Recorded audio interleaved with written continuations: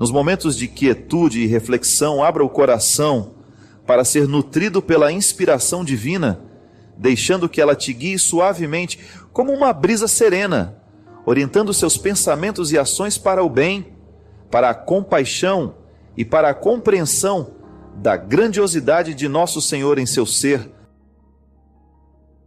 Padre, gostaria que o senhor falasse um pouco do porquê a ansiedade atrapalhar tanto o nosso sono e se algo pode ser feito. Minha filha, a ansiedade não atrapalha só o sono da gente, não atrapalha tudo, né? A ansiedade, esse processo que nós temos, que é quase natural em nós. Nós somos muito ansiosos nos dias de hoje. E por que será essa ansiedade está tão presente nos nossos dias? Talvez porque a gente tenha possibilidades demais. O mundo nos apresenta muitas coisas o tempo todo. E a gente naturalmente fica ansioso, porque a gente não sabe em qual corda que a gente segura e por onde que a gente começa. Então esse contexto de muitas possibilidades naturalmente gera em nós muitas angústias. E nós levamos para a cama, quando vamos dormir, todo esse mundo sobre as costas, porque a gente parou de ritualizar a vida. Pode observar. A gente vai para a cama levando o celular na mão, a gente vai para a cama com a televisão ligada, a gente não prepara o mundo para a gente poder descansar. Eu não estou falando aqui de uma realidade que eu enfrento, não, só eu enfrento, não. Eu tenho certeza que 90% dos nossos telespectadores enfrenta essa dificuldade de ter uma casa que nunca dorme. Antigamente as pessoas apagavam a lamparina, né? E acabou, não tinha mais o que fazer, não tinha televisão, não tinha aparelho de música, não tinha celular, mal e mal tinha um telefone em casa que só tocava quando alguém morria de madrugada. Senão era absolutamente deselegante ficar ligando por uma pessoa meia-noite, 1h da manhã. Hoje não. Hoje as pessoas acham que nós temos a obrigação de ficar o tempo todo conectadas e que se uma pessoa mandar uma mensagem 11, 1 da manhã, a gente tem que estar lá pronto para receber e responder. Então nós perdemos os ritos do sono.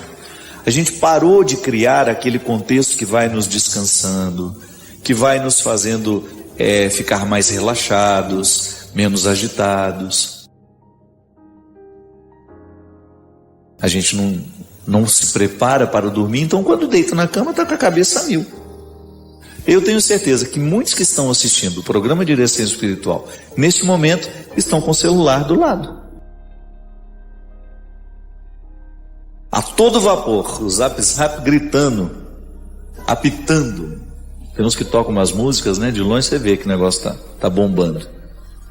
A gente tem coragem, não tem coragem de desligar aquilo. Ah, padre, mas se alguém me chamar? Minha filha, é direito seu. Se a gente não começar a colocar uma disciplina na nossa vida, nós vamos ficar cada vez mais ansiosos.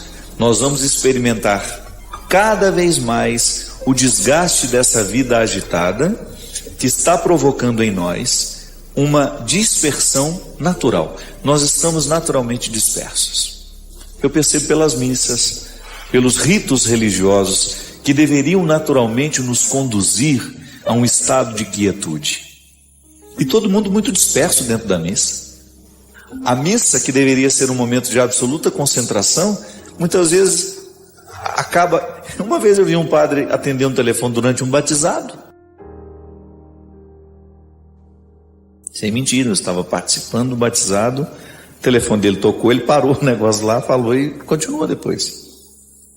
Veja bem, isso é uma expressão do mundo disperso em que nós vivemos.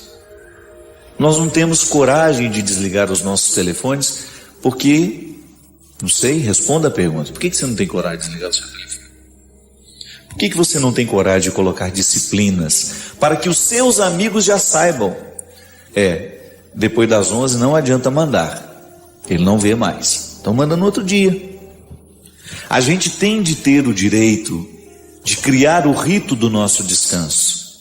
Então tá bom, depois das 9 vou evitar ficar no computador, porque a ciência nos diz que aquela proximidade com a luz faz com que o seu cérebro fique ativado e sem condições de provocar a melatonina natural que nós criamos para poder dormir. Por que tanta gente hoje toma esse suplemento, a melatonina? Que é um recurso que a gente tem para dar ao corpo aquilo que nós não nos oferecemos mais. Somos estimulados o tempo todo, luzes acesas o tempo todo, barulho o tempo todo, e aí a gente não quer ser ansioso, a gente quer dormir bem. Aí é mais fácil tomar um comprimidinho que vai nos entorpecer até outro dia do que mudar o hábito. Não dá. Se a gente não muda o hábito, se a gente não põe uma disciplina na nossa vida, nós teremos a necessidade de uma droga que faça isso por nós, o que é lamentável. A gente substituir a disciplina pela droga que nos entorpece. Muito obrigado pelo seu carinho, pela sua atenção, obrigado pela sua presença, pela sua participação. E eu quero pedir que a bênção do Deus Todo-Poderoso seja derramada sobre todos nós e possa conceder ao seu coração, nesta noite de hoje, a possibilidade de acertar o passo,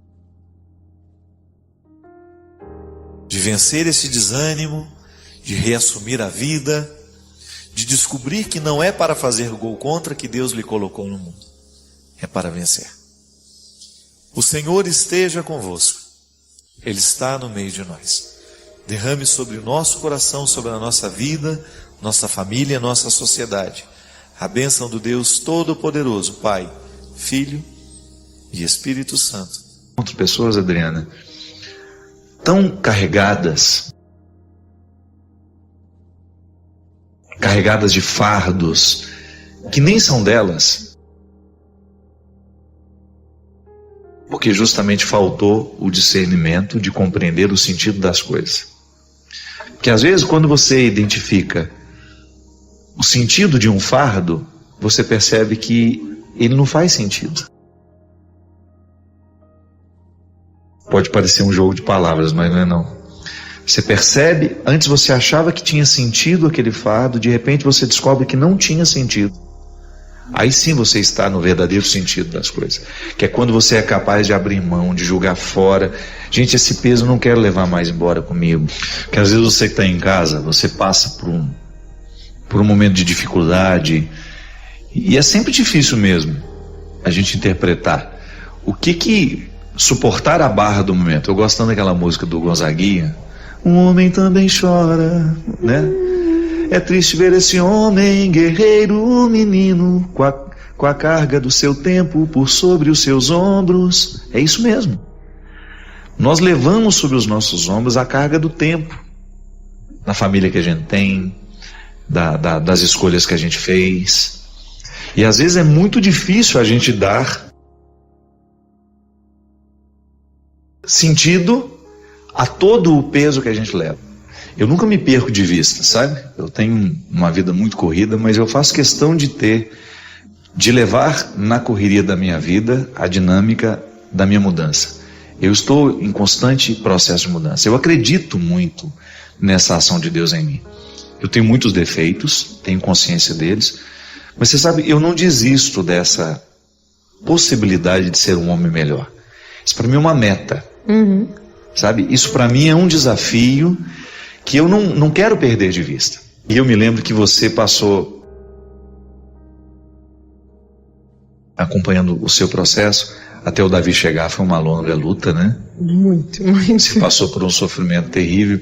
E eu fico pensando o tanto que foi importante, agora depois de olhar para trás, aquele sofrimento todo preparando seu coração para você amar o Davi ainda com mais intensidade. Eu não sei se é possível, né? Medir a intensidade do amor, mas talvez com mais maturidade, você não acha? Mais maturidade, sem dúvida, sem dúvida. Tudo que eu vivi... Adriana, você perdeu, né, uma criança. Quantos meses, Adriana? 3 meses. Estava com 3 meses já, com toda uma expectativa, né? E a minha gravidez com o Davi também foi uma gravidez que ainda era de risco. Não, nós ficamos todo mundo apertando a barriga, né, com medo do Davi sair antes da hora. Eu fiquei os primeiros 3 meses, assim, sofrido. Eu não curtia os primeiros 3 meses de gravidez. De ansiedade. Eu tinha sinais de que eu estava, assim, como eu tive sinal do primeiro, eu tive sinal também com o Davi. Poderia perder também. Exatamente. Então foi uma luta, mas valeu demais tudo, valeu a pena. Na nossa vida é assim, minha gente. O testemunho da Adriana, a mim, é muito precioso, porque é alguém de verdade como nós, como você, que também precisa dar conta das suas dificuldades, das suas lutas pessoais. Você que também tem que caminhar conviver com suas realidades mortas, né? Porque não é só um filho que morre. E no meu caso ainda foi mais complicado porque foi um aborto retido. Então eu fiquei 3 dias com meu filho morto. Então foram os 3 piores dias da minha vida. Porque eu tive que fazer aquele processo cirúrgico, só que eu tive que esperar, porque eu estava em missão. Então não foi fácil. E tem toda a dimensão simbólica, né, de você estar com... Nossa, você não tem noção da dor que é. Eu olhava para minha barriga e eu falei, eu tô com meu filho morto aqui. Você falou para mim naquele período, você falou assim, viva o luto. Eu passei 3 dias, e eu me lembro e me emocionei, eu passei 3 dias chorando. Chorando, porque estava ali, estava morto, né? Era desejado, muito desejado. Não foi fácil. Mas, aquilo que você falou, Deus, Ele caminha conosco, Ele não abandona. Não. Você precisou ser o túmulo do filho. Exatamente.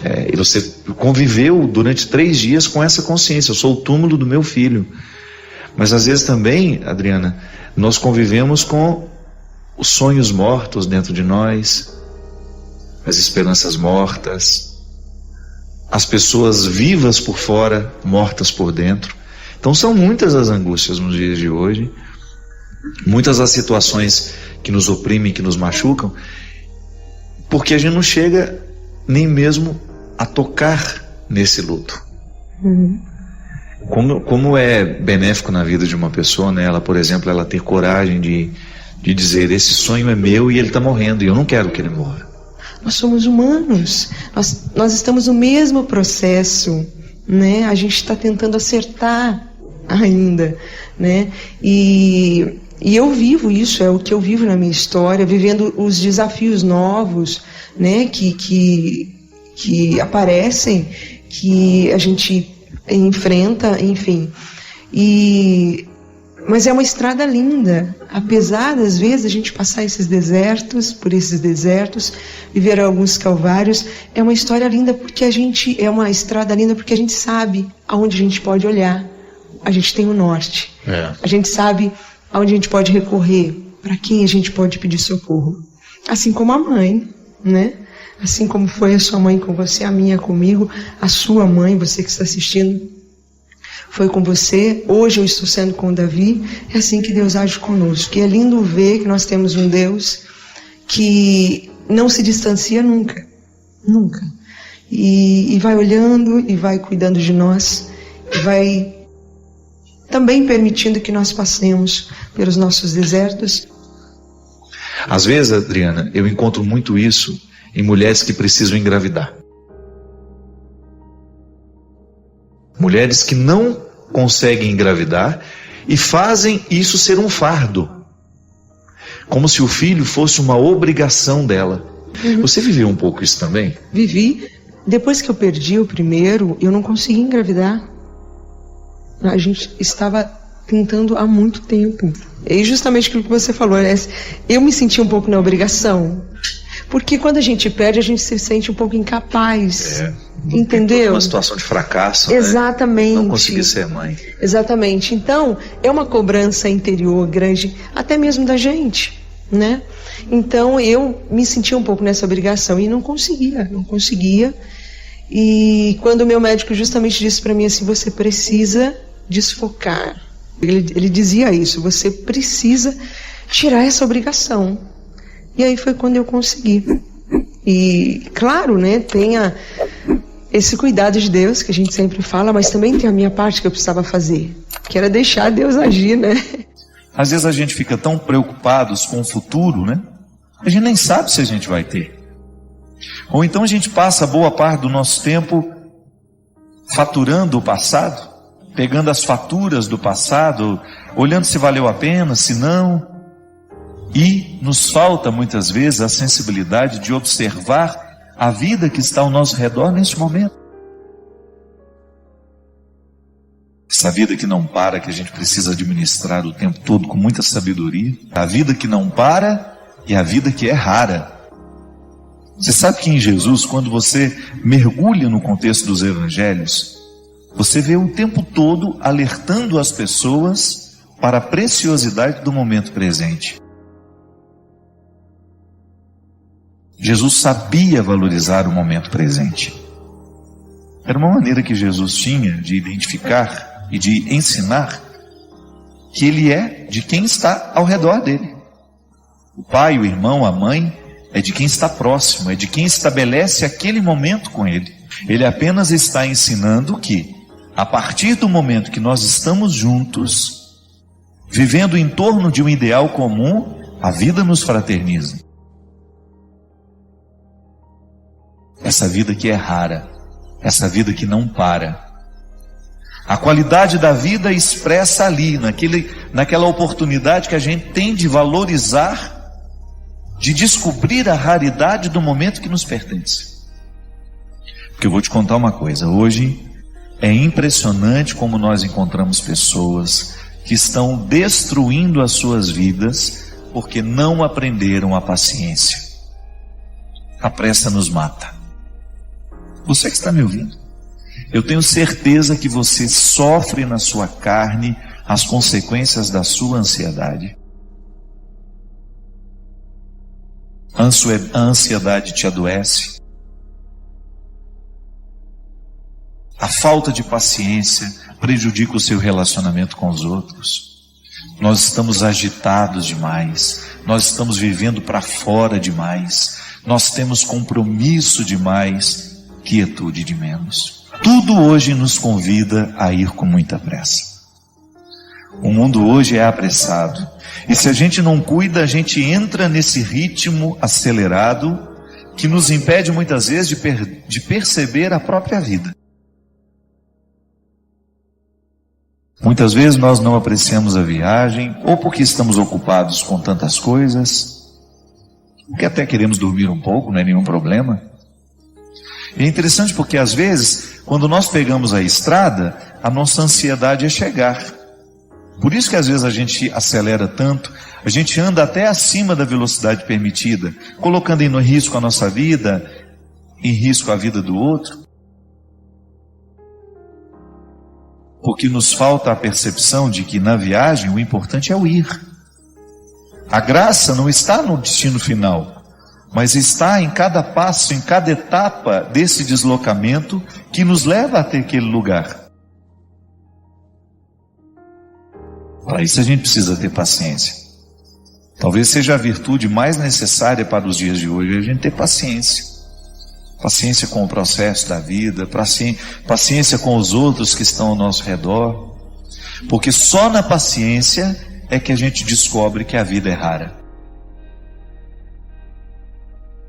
Que a vida é rara, que ela precisa ser apreciada, ser saboreada, que essa vida merece ser vivida em cada momento, em cada etapa,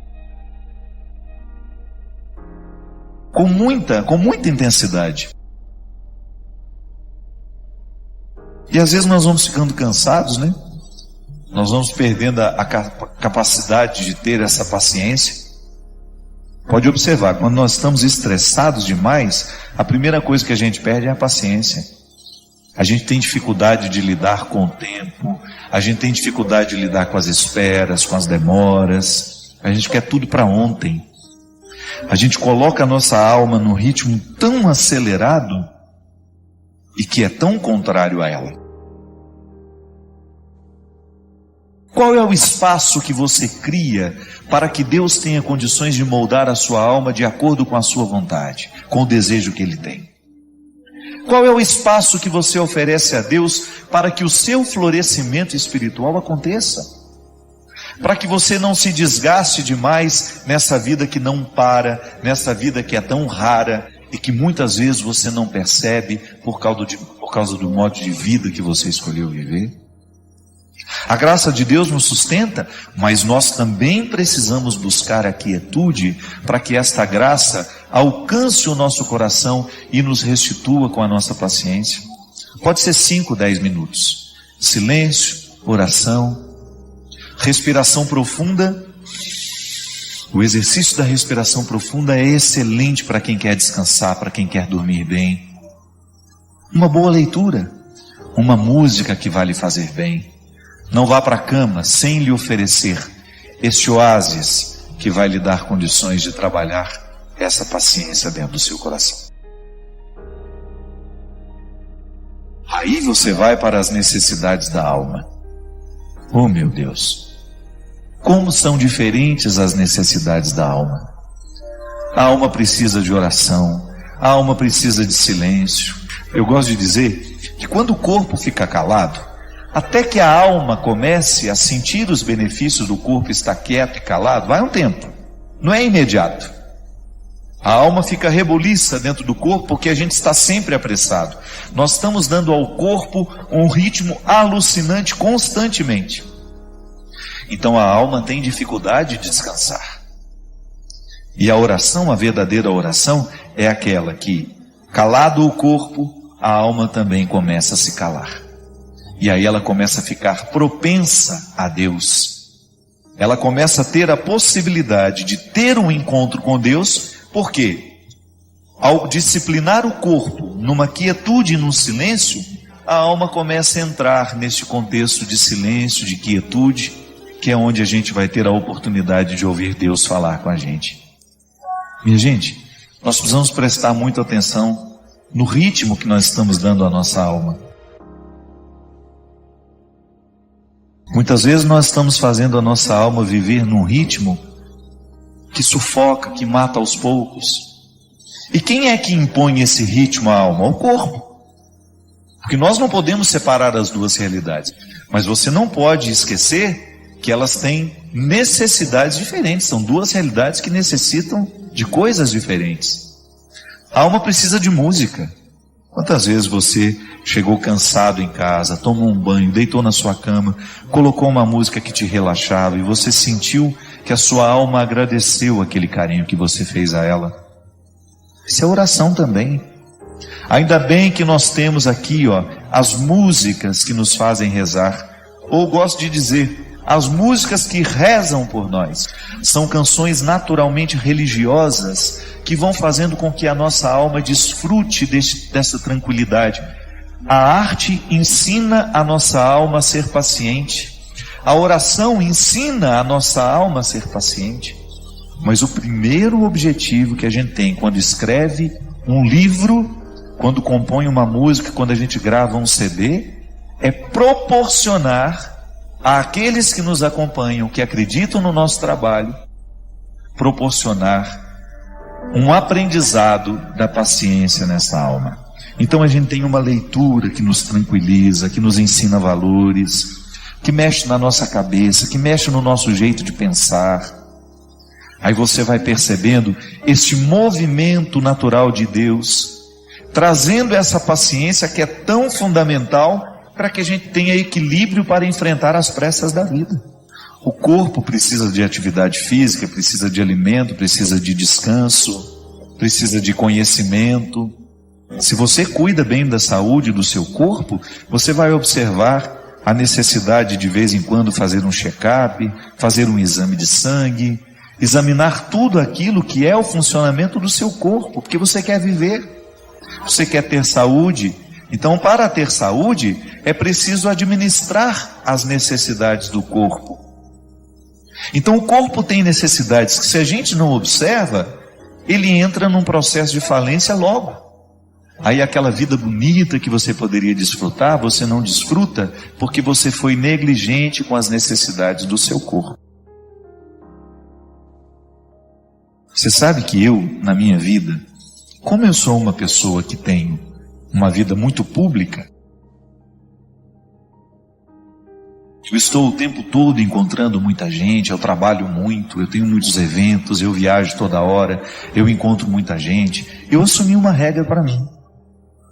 Quando eu chego na minha casa, ali é o meu claustro. Às vezes eu não aceito convite nem para atravessar a rua para almoçar na casa da minha vizinha, porque eu sei que a minha alma precisa dessa quietude. Eu preciso do meu silêncio, e eu só saio quando eu realmente tenho de sair. Porque eu descobri que para eu dar conta de viver essa vida muito pública, eu preciso ter bastidores.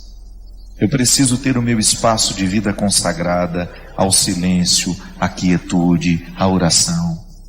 Porque nessa correria nem sempre eu consigo. Mas você já imaginou se eu chegasse na minha casa e impusesse a mim uma rotina de vida social que me retirasse para jantar, para isso, para aquilo, para uma festa? Não aguentaria a vida que eu tenho. E como eu privilegio a minha vida de missão, porque eu sou um missionário, eu escolhi ser missionário. Ninguém me obrigou a ter essa vida. Às vezes eu tenho tanta gente para atender, tanta gente querendo conversar comigo, que quando eu subo no palco, me restam 2, 3 minutos ali só para me concentrar, para entrar ali no palco e dar tudo de mim. Mas quando eu chego em casa, eu preciso me dar o direito de viver esses bastidores, de viver esse silêncio, essa quietude, de desligar um pouco meu telefone, de esquecer que ele existe, de estar um pouco mais diante de Deus, para que Ele me preencha, para que depois, quando eu voltar para a estrada, eu continue tendo o que oferecer ao outro. Olha aqui, você tem uma vida diferente da minha, mas não se engane, você também tem a mesma necessidade que eu tenho de ter bastidores. Sua vida te exige. Você tem uma vida social que te joga para fora o tempo todo. Você trabalha muito, você encontra muita gente. E qual é o espaço que você cria para criar dentro do seu coração esse espaço de paciência que só Deus pode nos dar? Deus não pode fazer nada com as nossas obras se antes Ele não possuir o nosso coração. É disso que eu estou falando. Quando nós oferecemos a Deus o nosso serviço e esquecemos de oferecer a Ele o coração, que é a metáfora de todos os meus bastidores, Deus não poderá restituir aquilo que eu ofereço ao outro através do meu trabalho. E em pouco tempo eu estarei oferecendo a mim.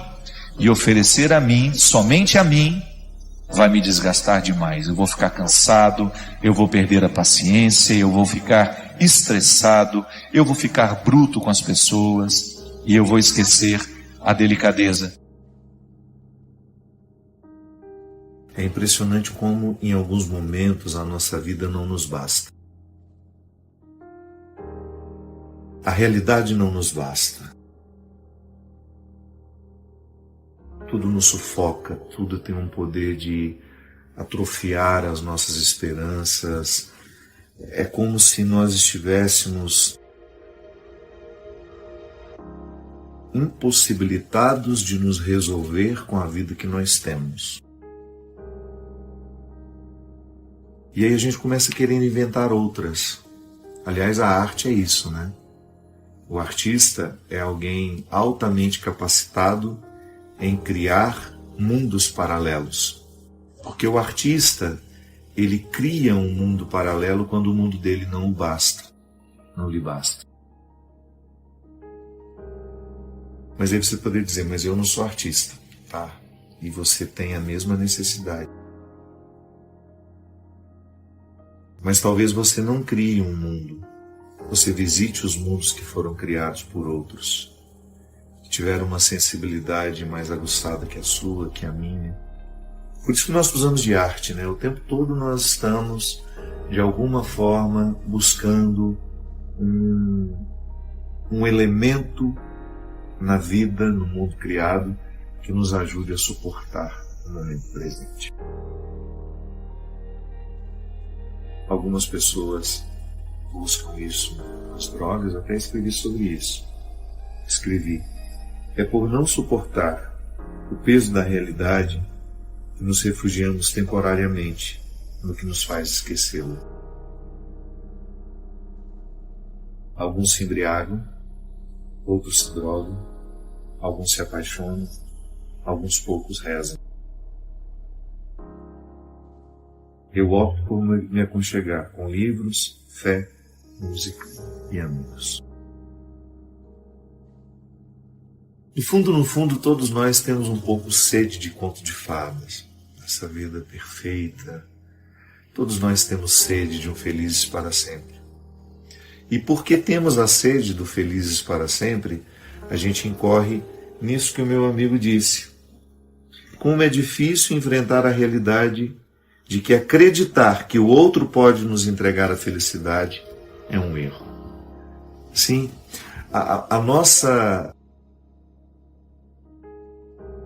o nosso encantamento com o conto de fadas nos coloca na perspectiva de um amor muitas vezes romantizado, que nos põe para acreditar que nós vamos encontrar todas as felicidades, todas as delícias em alguém.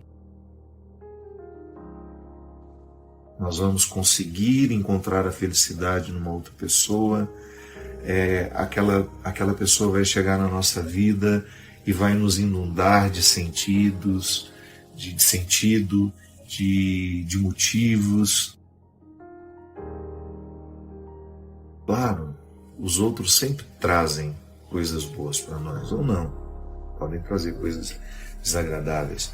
O fato é que todas as vezes que nós temos um encontro com alguém que provoca em nós esse encantamento, de alguma forma a gente cria uma expectativa de que a gente vai ficar mais feliz porque aquela pessoa chegou.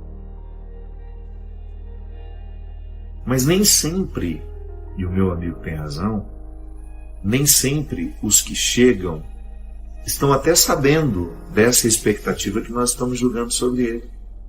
Aquele que chegou só chegou para participar, mas ele não chegou para carregar o ônus de nos fazer felizes.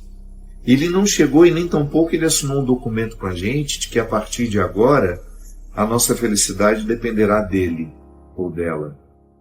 Não. Só deveria existir um encontro. A gratuidade do encontro. E o que vai acontecer depois que nós estamos juntos, nós não temos controle. Pode ser que seja uma amizade para a vida inteira, pode ser que seja uma amizade temporária. Sim, porque às vezes nós temos isso, né? Tudo que a gente vai viver, a gente vai com aquela ânsia de que será eterno. Não é. Não é eterno. Nós somos insuficientes. Tudo em nós termina, tudo em nós acaba, até quando nós nos empenhamos e fazemos de tudo para ir até o fim.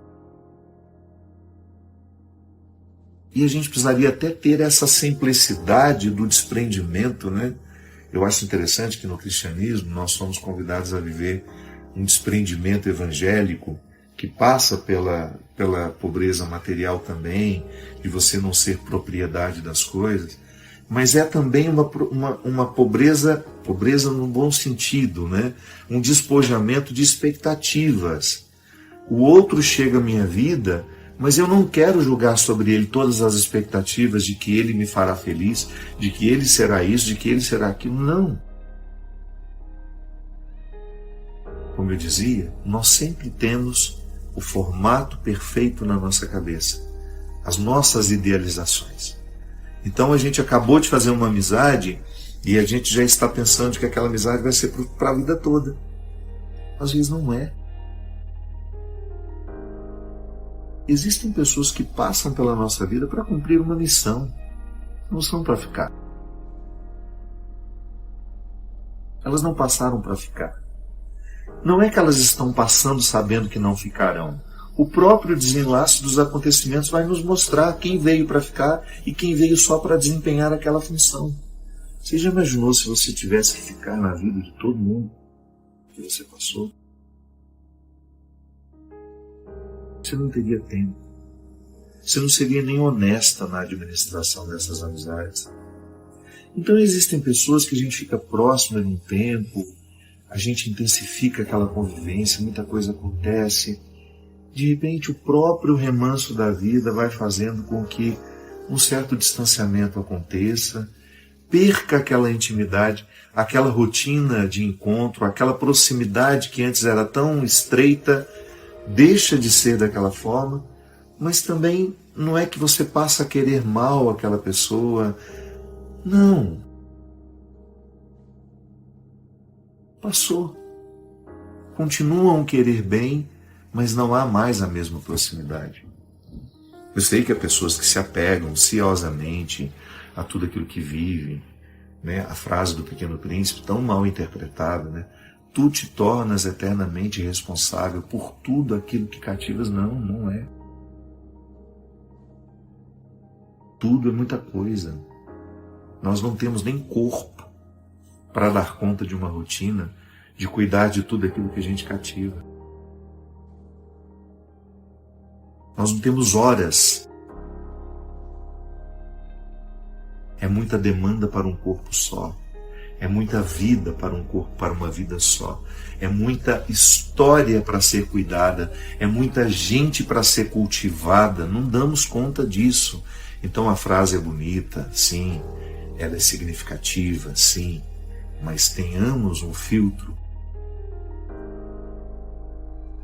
por onde essa frase possa passar e a gente aplicar na realidade com um pouco mais de consistência e com um pouco mais de maturidade.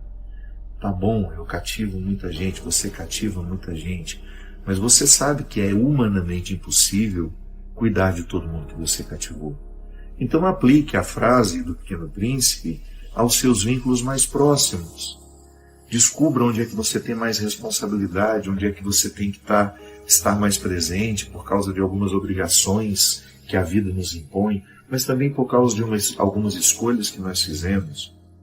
Mas liberte-se dessa história de que você tem que cuidar de tudo e de todos o tempo todo. Não existe. Ninguém dá conta disso. Esses projetos são românticos, são idealizados, eles não se aplicam nem a nós humanos, são frases de efeito que não vão se aplicar à nossa realidade. E aí, quando você passar pela vida do outro, nunca aceite essa coisa de que a felicidade dele vai depender de você, ou que a sua felicidade vai depender do outro. Não, a maturidade nos leva a entender que quando nós passamos um pela vida do outro, nós vamos construir elementos juntos de realização. E isso é amor, isso é fraternidade, isso é solidariedade. É quando você identifica que na sua passagem pela vida das pessoas, você conseguiu construir vínculos fecundos naquele momento. Digamos que você trabalha numa farmácia, você é atendente. Aquela pessoa entrou para comprar um medicamento. Olha como é lindo isso. Ela não está ali indo comprar um supérfluo. Aquele medicamento está intimamente ligado à qualidade da vida que ela precisa ter e que temporariamente a doença retirou. Faz toda a diferença você atender sabendo disso.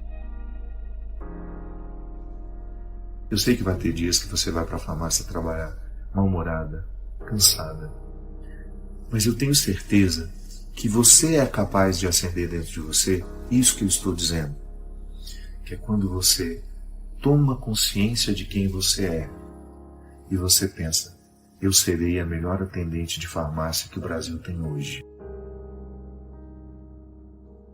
Porque para mim é importante passar pela vida das pessoas no momento de fragilidade delas, ou se elas não estão levando o remédio para elas estão levando para alguém que elas amam.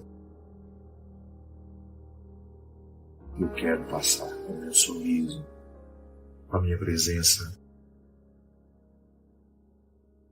purificada. Eu não quero deixar ali absolutamente nada que possa ser um peso a mais do que aquela pessoa está vivendo. Isso é bonito. Isso é você se tornar responsável por aquilo que você está atendendo, por aquele que você está atendendo. Você particulariza o conceito do Pequeno Príncipe, aplica de maneira concreta e se livra daquela coisa, daquele fardo que parece nos impor que nós somos responsáveis por tudo e por todos. Não. Não devemos passar pela vida um do outro com essa pretensão de que nós vamos fazer o outro feliz ou que ele vai nos fazer. Esse dever é pessoal, é um dever de casa, é igual trabalho em grupo. Não adianta você entrar no grupo e querer que o grupo te entregue o resultado, não. Mesmo porque a aprendizagem não vai depender do seu nome no trabalho e nem tampouco da nota comunitária que o professor dará. O trabalho é para nos fazer aprender um conteúdo. Um dia esse conteúdo vai lhe fazer falta, mesmo que os outros tenham feito o trabalho e colocado o seu nome. É um dever de casa, do qual nenhum de nós pode se livrar. Neste espaço de reflexões, celebramos o amor compassivo de Jesus que permeia cada pensamento. Ao inscrever-se, convoco você a compartilhar nos comentários como a presença amorosa de Cristo se manifesta em sua vida. Unidos no amor divino, construímos uma comunidade fortalecida pela fé.